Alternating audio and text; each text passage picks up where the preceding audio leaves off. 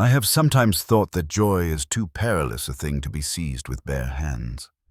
It is like lightning, not the enemy of the sky, but its sudden self-revelation, bright, dangerous, and strangely kind. We moderns are tempted to turn God into a tame household god, the sort of deity who nods approvingly at our projects and stands politely in the corner. Yet no one dances before a broomstick, and no one sings to a god he can carry.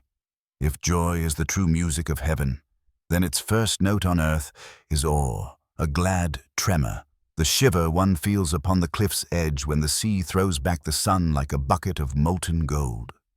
The fear of the Lord is not the shrinking of a slave, but the widening of a soul. It is the discovery that reality is larger, cleaner, and more alive than we had dared to suppose, and paradoxically, that such largeness is the very birthplace of our joy. When I speak of the fear of the Lord, I do not mean a neurotic dread, the sort of cringing apprehension one has before an unpredictable tyrant.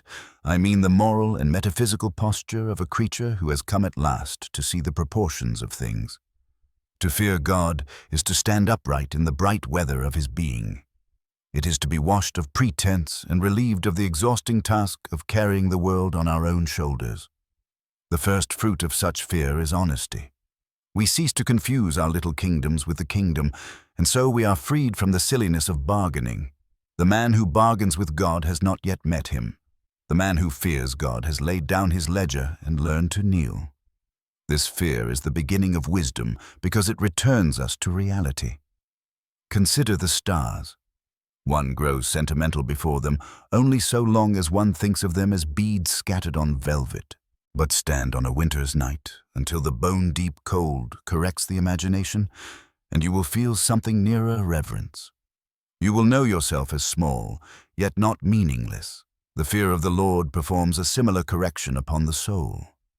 It tells us that God is not a decorative backdrop for our self-portraits, but the blazing center from which every good thing proceeds. Such fear does not humiliate. It humbles, which is quite another matter. Humiliation makes joy impossible. Humility makes it inevitable, for it clears a place for him to enter. If we are honest, much of our unhappiness comes from treating trifles as if they were the absolute, and treating the absolute as if he were a trifle.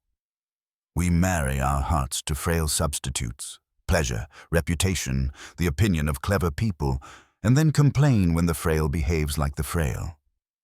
The fear of the Lord loosens our fingers. It is the kindly thunder that breaks the glass trinket so that we may lift our eyes to the diamond. There is a mercy in this shattering.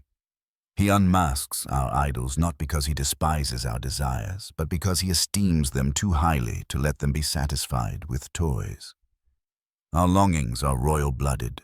They were never meant to be domesticated by the pantry of this world. This is why fear awakens joy. We approach a consuming fire and discover, to our astonishment, that it does not consume us, but our dross. God is not safe in the sense of convenience, but he is good in the sense of ultimate sanity. His goodness is not the soft indulgence of a doting uncle. It is the adamant clarity of love himself. To stand before such love is to feel both small and secure, chastened and cherished. The result is a paradoxical cheerfulness, the merriment of a forgiven child, the sturdy gaiety of one who has nothing left to hide. We are no longer busied with the fever of self-importance and thus become available for gratitude, which is the true oxygen of happiness. Conscience, too, is healed by this fear. Left to itself, conscience can become a nag or a narcotic. Either it scolds until we despair, or it grows sleepy and excuses everything. But the fear of the Lord steadies it, as a plumb line steadies a mason's hand.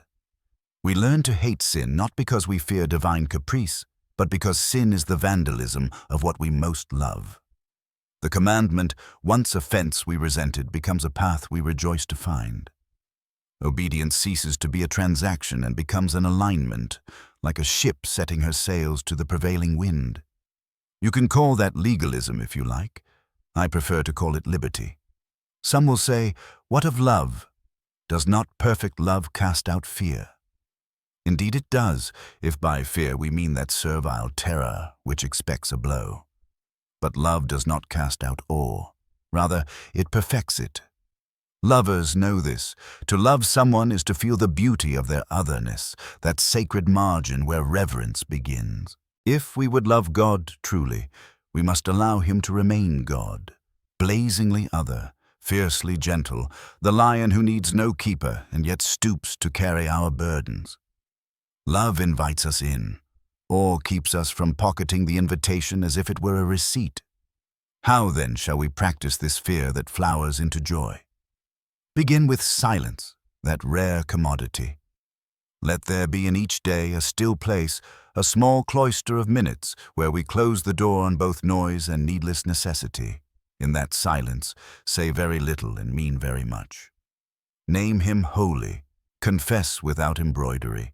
Give thanks for ordinary mercies, the bread, the breath, the small laughter that visits the table. Next, find some act of obedience which costs you precisely the coin you are least inclined to spend: time, pride, or secrecy. Do it promptly. In the economy of heaven, obedience is seed. It dies into the soil of our will and rises as joy. Lastly, keep company with the great things: Scripture, the sacraments, the fellowship of saints, and the works. Poetry, music, beauty, which wash the dust from the window of the soul. These do not create joy as a chemist creates a compound. They clear the way for joy to visit. Suffering will come, as every mature person knows. When it does, the fear of the Lord functions as ballast. One does not escape the storm by pretending the sea is friendly. One survives by trusting the strength of the ship. God's sovereignty is not a vocabulary word for clever arguments. It is the timber that keeps us from breaking. Pain may be a megaphone, yes, but awe is the ear that hears through the thunder. And sometimes, though we hardly dare say it, grief opens a window we have kept shut, and through it blows the cool air of another country, the one for which our homesickness has been a lifelong tutor. We discover, with startled relief, that even our tears can be crystalline when they fall in the light of His face. In the end, holy fear is not an end at all, but a gate. It is the gate into festivity. The angels, I suspect, are not solemn because they have never known laughter. They are solemn because they stand always at the edge of a joy so tremendous that it requires a certain steadiness of heart. Let us ask for such steadiness. Let us become, by grace, the sort of souls who can bear the weight of glory without toppling into pride or triviality. We will bow, and then we will sing. We will tremble, and then we will dance. The fear of the Lord, once admitted as a guest in the heart, begins to rearrange the furniture. It takes away the garish ornaments of self-congratulation and installs instead the quiet beauty of reverence. It drives out the smoke of cynicism and opens the windows to the fresh wind of eternity. This reordering is not the grim labor of a cosmic tyrant, but the tender, if sometimes stern, restoration of a father who wishes his children to dwell in light. We had thought that happiness came from clinging. He shows us that it comes from yielding. We had believed that freedom was the right to do as we pleased. He reveals that it is the power to love what pleases Him. Fear, rightly understood, is the condition of this freedom. It reminds us that we are not the author of the play but the actors, entrusted with a role in a drama whose author is good. Think for a moment of music. A great symphony requires not only melody, but also discipline. The violinist must fear the score in the sense of revering it, bowing to its authority, and refusing the temptation to wander off into self-expression. Yet, when he does so, his obedience produces not sterility, but splendor. He becomes, paradoxically, more himself. In a similar way, the fear of the Lord does not cancel our humanity. It perfects it. For in bending to the divine composer, we discover our true pitch, the sound for which our souls were strung. The result is not monotony, but harmony, not repression, but release. And harmony, as every musician knows, is joy clothed in sound. Our age, so intoxicated with control, finds such fear distasteful. We fear being small, and therefore we seek to magnify ourselves with inventions, advertisements, and slogans. But the tragedy is that in trying to enlarge the self, we actually shrink it. Pride is a narrowing. It shuts the windows against the greater air and leaves us suffocating in the little room of our ego. The fear of the Lord, by contrast, opens the roof. It allows us to breathe a larger atmosphere, the one for which lungs and spirit alike were made.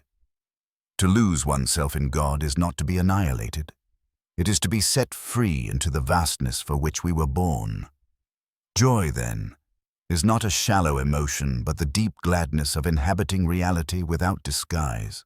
This explains why saints who feared God most often seemed the most joyful.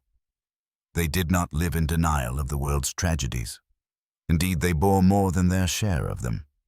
Yet they were men and women of laughter, hospitality, and song. They feared him who could not be deceived, and so they ceased fearing the deceivers. They reverenced the eternal judge, and so they were unafraid of temporary tribunals. Their awe of the divine made them bold in the human. Here we touch a paradox. Fear of God drives out the fear of everything else. It awakens joy because it abolishes slavery to lesser masters. One cannot both tremble at the opinion of man and rejoice in the freedom of heaven, but one who trembles before God will soon laugh at the pretensions of idols. And what of death, that most feared of all enemies? It, too, is transformed under the light of divine fear. For the man who fears only God sees death as a door, solemn, yes, but no longer final. He does not trivialize it. He reveres it as the threshold of encounter. The world calls him morbid for speaking of it. He calls the world blind for refusing to. To stand before death with holy fear is to sense, even through tears, that the author who wrote our beginning has also written a glorious end. And the knowledge of this end, secured by Christ's resurrection, fills the present with an almost mischievous hope. We grieve, but as those who expect a dawn. We suffer, but as those who already hear the first faint chords of the coming feast. Thus, awe becomes anticipation, and anticipation becomes joy, so I return to where we began. Joy is perilous if one grasps it, but glorious if one receives it. The fear of the Lord is the posture of reception. It is the empty hand stretched out in reverence, trembling not because it expects a blow, but because it knows the giver is greater than the gift.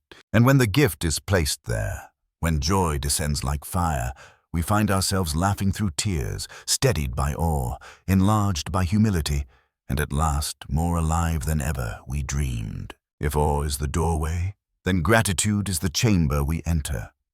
The fear of the Lord is never meant to leave us stranded in a posture of perpetual trembling, as though the Christian life were lived only on the knife edge of terror. Rather, awe ushers us into a larger room, where thanksgiving becomes natural and almost inevitable. For when we see God as He truly is, high, holy, resplendent, we also see our blessings as they truly are. Undeserved mercies that fall upon us like light through a stained glass window. And gratitude, once awakened, multiplies joy the way a mirror multiplies flame.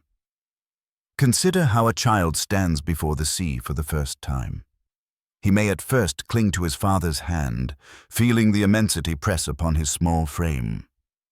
Yet within moments, fear melts into laughter, and he runs toward the waves with delighted shrieks. The immensity remains. It has not diminished. What has changed is the child's trust.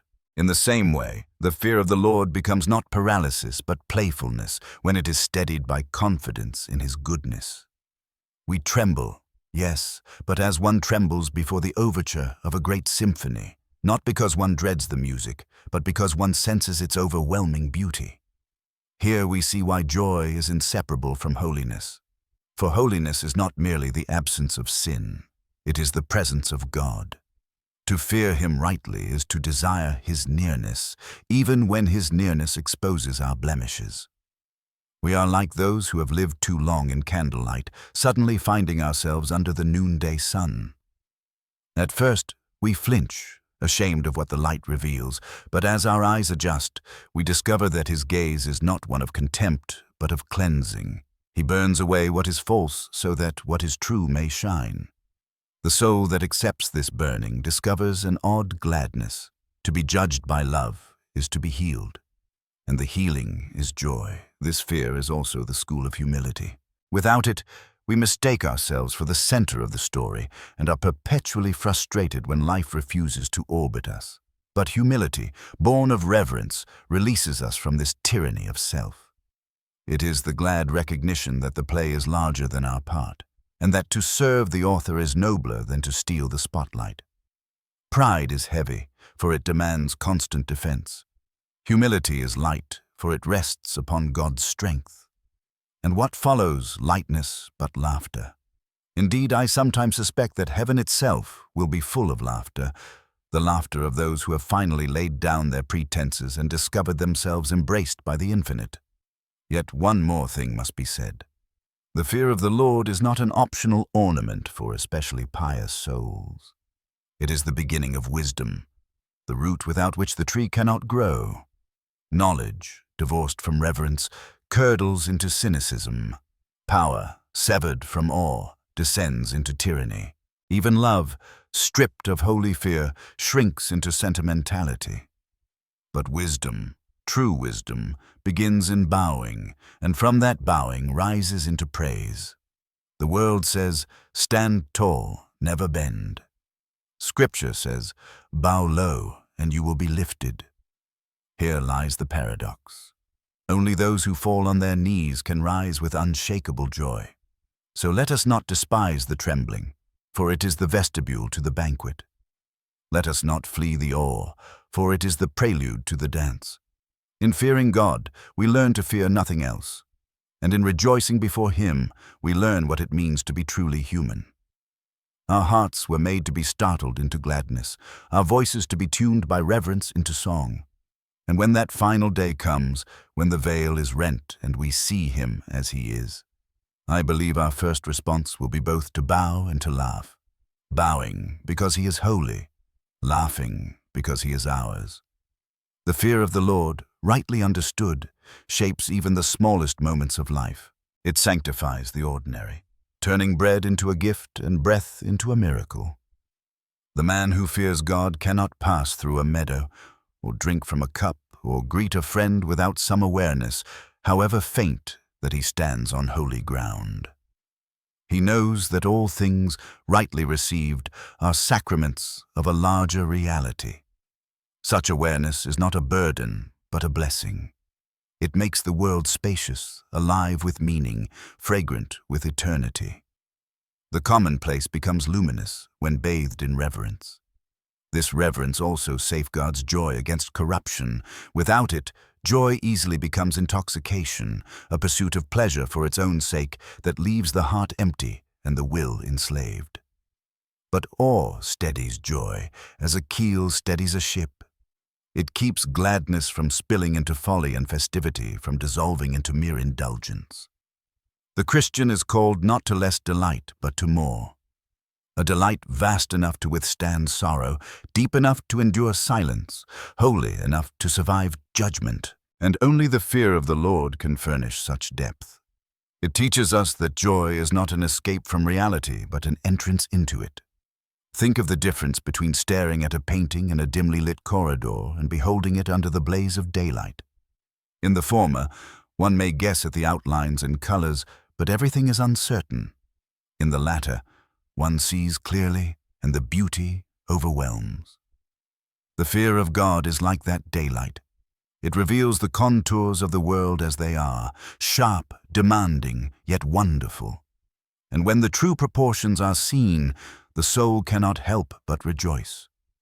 The grass is greener, the sky more profound, the very face of a stranger more sacred when one sees them under the sun of divine majesty.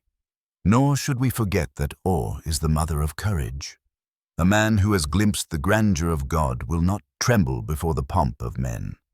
He may respect kings, honor rulers, and obey laws, but he will not bow his conscience to what is false. Martyrs were not born of stubborn tempers. They were born of holy fear. They feared God too much to fear the fire. And in the paradox of the kingdom, their very suffering became joy, not because pain is pleasant, but because fidelity is freedom, and freedom is gladness. Even the cross, that darkest of instruments, became the doorway to the most radiant of mornings. Finally, the fear of the Lord prepares us for heaven. We speak often of joy eternal, but joy without awe would be unbearable. Imagine a creature of dust suddenly ushered into the blazing heart of glory without reverence. It would be madness, not bliss. Awe is the training of the heart, the widening of its capacity, so that when the eternal weight of glory falls upon it, it does not collapse but soars. We practice reverence now, not because God needs our trembling, but because we need the enlargement it brings. Only the soul schooled in fear can endure the ecstasy of joy. Thus, the fear of the Lord is no gloomy doctrine. It is the bright prelude to laughter, the foundation on which festivity is built, the doorway into a joy so fierce and tender that even eternity will not exhaust it. To fear Him is to awaken to reality. To awaken is to rejoice. And in that rejoicing, we find at last the home for which we have longed. The fear of the Lord not only deepens our worship, it also orders our loves. For every man lives by love, whether he knows it or not. The question is not whether we love, but what we love most. Disordered love leads to misery, because when a lesser good is treated as ultimate, it cracks beneath the weight of divinity. Wealth, beauty, reputation, all fine things in their place, become cruel masters when enthroned as gods. But when God is first feared and adored as the fountain of all, then every other love finds its rightful proportion. To fear Him is to see clearly, to love people truly without making idols of them, to enjoy the world richly without clutching it, to labor diligently without worshipping our own success. Awe liberates love from idolatry, and so it preserves joy. Think of sunlight streaming through a window. When the glass is clean, the light both illuminates the room and warms it. But if the glass is smeared or cracked, the light is distorted. So it is with our loves. When God is feared, our affections are cleansed, and joy streams through them as pure light. But when awe is absent, loves become distorted. What should give warmth instead casts shadows. Thus, the fear of the Lord is not the enemy of love, but its guardian. Now let me turn to conscience once more. Reverence is not vague emotion, it sharpens the moral sense. A man who fears God cannot treat sin lightly, for he knows it as rebellion against majesty, not merely a private weakness. And yet, paradoxically, the very one who trembles at sin can rejoice most in forgiveness. For he who fears God most profoundly also delights most deeply in mercy. Grace tastes sweetest to the humbled palate. Here again, all leads to joy, not a shallow gaiety, but the joy of the prodigal welcomed home, the ring on his finger still glistening with tears. Nor does this joy stay private. The fear of the Lord has a social dimension. A community that reveres God will be marked by justice and kindness, for each member sees in the other a creature standing under the same burning gaze of holiness. Reverence breeds respect, and respect ripens into charity. A society without awe collapses into either cruelty or triviality, but where God is feared, even in secret hearts, there is room for mercy, hospitality, and festivity. Think of a great cathedral whose stones are dark with age. It inspires silence when entered, but it also becomes the place for weddings, baptisms, and song. So too the fear of God, solemn yet jubilant, chastening yet liberating. And finally, we must not forget that the fear of the Lord is the seed of eternal joy. For what we rehearse in trembling here will be perfected in delight there. Heaven is not an amusement park where we indulge ourselves, but a kingdom where we behold the King. If we shrink from awe now, how shall we bear His face then? But if we school our hearts in reverence, then when we stand before the throne, the awe will burst into uncontainable gladness. We shall tremble, yes, but as lovers tremble on the wedding day, not in terror, but in the ecstasy of union. So let us fear rightly, that we may rejoice fully. Let awe do its work, for awe is not the enemy of happiness, but its herald. It is the morning star that promises the day, the overture that anticipates the music, the hush before the shout of eternal praise. The fear of the Lord, if you will notice, does not close the soul but enlarges it. Our natural dread of fear comes from those experiences which shrink us. Fear of poverty, fear of illness, fear of ridicule, fear of death. Such fears contract the spirit, make us meaner, narrower, and more anxious. But holy fear does the opposite. It dilates the heart, as eyes dilate before sudden light. One becomes capacious enough to receive what is vast. The paradox is striking. Only those who tremble before the infinite become large enough to rejoice in it. Those who will not fear him remain small, huddled in their little shelters, mistaking safety for life. This is why Scripture can speak of fear as the beginning of wisdom. Wisdom is nothing less than the ability to live in harmony with reality. And reality, at its deepest level, is God himself. To fear him is to accept that truth, that he is God, and we are not. From this recognition flows sanity. Without it, we become absurd creatures, worshipping our own shadows, treating the transient as permanent and the eternal as optional. But when awe takes root, life falls into place like stones aligned in an arch. The structure holds. Joy echoes within it. We may test ourselves here. When faced with loss, do we collapse into despair, or does reverence anchor us? When granted success, do we grow arrogant, or does awe restrain us with gratitude? When confronted with mystery, do we scoff, or do we bow? In each case, the presence or absence of holy fear decides whether our response breeds joy or breeds ruin. For joy is not a mood we can manufacture. It is the fruit of being rightly related to God. I sometimes think that reverence is the natural posture of any sane creature before the holy. Consider the seraphim of Isaiah's vision. These beings, mighty enough to shake the thresholds with their voices, cover their faces and feet before the Lord. If such exalted spirits tremble, how much more should we? Yet their trembling is not misery, but music. Their cry is not despair, but holy, holy, holy. Their awe is their joy. The vision is terrifying, but it is also jubilant. Heaven itself resounds with this paradox. Now bring this down to earth. Imagine a man entering a great cathedral. The vast arches rise like stone wings, and light filters through windows dyed with stories of saints. He falls silent, not because he has been commanded to, but because silence seems the only fitting answer. Yet in that silence, something stirs, an almost childlike gladness, a sense of belonging to something immense and good. That is a small picture of what the fear of the Lord accomplishes daily in the soul. It hushes us in order to gladden us.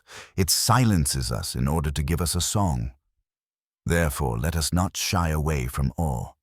Let us cultivate it deliberately, in prayer, in worship, in the contemplation of beauty, in the honest confession of sin. Each act of reverence is a rehearsal for joy. For on that day when the veil is torn away, and we see the King in his beauty, we shall not be left scrambling for the right response. We will know what to do. We will bow, we will tremble, and then we will sing. The fear of the Lord, this phrase which so many misunderstand, has unfolded before us like the petals of a flower, revealing not a black core of dread, but a golden heart of joy. It is the reverence of creatures who have come home to reality, who have learned that they are not the makers of meaning, but its receivers. It is the solemn gladness of a child who, after long wandering, lifts his eyes to discover the Father's house still standing and the Father's arms still open. To end where we began, fear is not the antithesis of joy, but its midwife. It is awe that clears the clutter of the soul so that joy may enter. It is trembling that steadies the heart against pride, making it wide enough to contain the laughter of eternity. Without reverence, joy collapses into shallow amusement. Without awe, happiness rots into indulgence. But with holy fear, joy becomes durable, radiant, indestructible. It is joy that can survive the grave, for it has its root in the eternal. I would remind you that every great story hints at this. The hero must pass through the dark forest, face the dragon, bow before the mystery, before he comes at last to feast and song. The trembling is not the end, but the preparation. So too with us. The Lord's majesty is the forest, His holiness the dragon, His mystery the mountain flame. To fear Him is to walk honestly through these shadows and to find, on the other side, the great banquet of grace. The chalice brims, the music swells, and laughter breaks from our lips. And perhaps that is why the saints of every age have seemed both solemn and merry. They trembled before God, and so feared no man. They wept at the foot of the cross, and so sang at the mouth of the tomb. They bowed low in reverence, and so were lifted high in joy. Their secret is no secret at all. The fear of the Lord is the beginning of wisdom, and wisdom is the seedbed of happiness. My dear friends, may I urge you, do not flee awe. Do not mistake it for gloom. Welcome it, nurture it, let it shape your prayers and your days. When next you look upon the night sky, or kneel in the hush of a sanctuary, or confess your sins in trembling honesty, know that you are rehearsing joy, and when joy comes, as it surely will, you will not be unready. You will laugh, you will sing, and you will find that your laughter and your song have been tuned already by holy fear. And so I leave you with this. To fear God is to begin to live. To revere Him is to be set free. To bow before Him is to rise into joy. May we each learn that blessed trembling until the day when our awe breaks forever into endless delight. If these reflections have stirred your heart, I invite you to join me further on this journey. Like this video, share it with others who may be seeking, leave your thoughts in the comments, and subscribe to our channel, that together we may walk in wisdom, awe, and joy.